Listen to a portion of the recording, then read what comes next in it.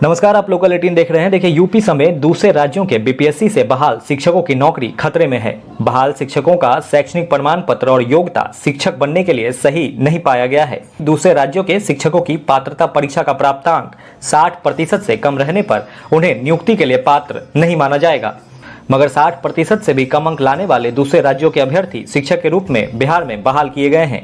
बता दें कि इसके लिए शिक्षकों से पहले स्पष्टीकरण मांगा गया था, पर कोई जवाब नहीं दिया गया। अब शिक्षा विभाग के जिला कार्यक्रम पदाधिकारी स्थापना ने शिक्षकों को पत्र भेजकर स्पष्टीकरण मांगा है।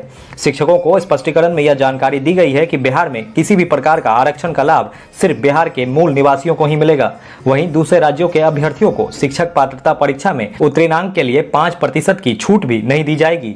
विभाग ने दूसरे राज्यों के बहाल शिक्षकों को पत्र देकर यह बताया है कि शिक्षक पात्रता परीक्षा का प्राप्तांक 60% से कम होने पर उनकी बहाली को निरस्त कर दिया जाएगा। इसके साथ ही उन्हें शिक्षक पद के लिए अयोग्य घोषित किया जाएगा। इस मामले में डीपीओ स्थापना ने शिक्षकों को पत्र भेजकर 3 दिनों के अंदर जवाब मांगा है कि क्यों नहीं आपकी बहाली निरस्त करते हुए औपबंधिक नियुक्ति पत्र को रद्द कर दिया जाए। बता दें कि 3 दिनों के अंदर जवाब नहीं देने पर यह समझा जाएगा कि उन्हें जवाब में कुछ नहीं कहना है। बताया गया है कि दूसरे राज्य के करीब 200 शिक्षकों की बहाली हुई है, जो अभी विद्यालयों में योगदान देकर बच्चों को पढ़ा भी रहे हैं। विभाग के इस निर्णय से इन शिक्षकों की नौकरी खतरे में पड़ गई है।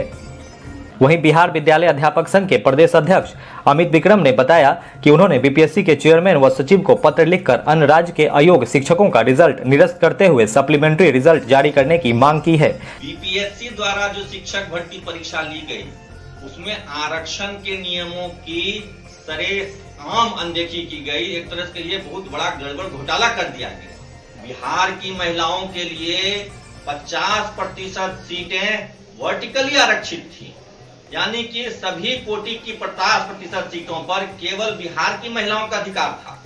लेकिन आयोग ने क्या किया, बिहार की महिलाओं के लिए आरक्षित पदों पर अन्य राज्य की महिलाओं का रिजल्ट दे दिया। इतना ही नहीं, दिव्यांग कैटेगरी में भी आरक्षण का लाभ केवल बिहार के मूल निवासियों को देना था, लेकिन उसमें भी अन्य राज्य के निवासियों को दिव्यांग आरक्षण का लाभ दे दिया गया। और ये बात मैं नहीं कह रहा हूं, बल्कि स्वयं शिक्षा विभाग कह रहा है, स्वयं बीपीएससी कह रहा है। धीरे धीरे करके जैसे जैसे आरटीआई का जवाब आता जा रहा है, आयोग के द्वारा की गई धांधली का खुलासा हो रहा है। दिव्यांग को लेकर के जो हिंदी विषय 9-10 में आरटीआई किया गया था, उसमें स्पष्ट लिखा गया कि 43 में से 36 सीटें आरक्षित जो पद होते थे वो दे दिया गया अन्य राज्य को।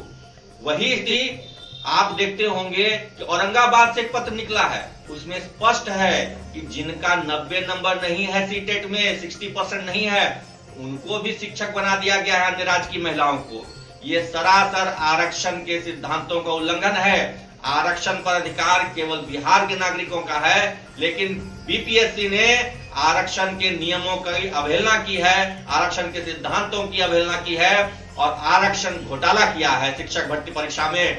मैं सरकार से अनुरोध करता हूं कि बीपीएससी टीआरई 1 और टीआरई 2 के रिजल्ट को निरस्त करते हुए पुनः संशोधित करके केवल योग्य बिहारियों को आरक्षित पद पर सिलेक्शन करे और रिवाइज्ड रिजल्ट जारी करे।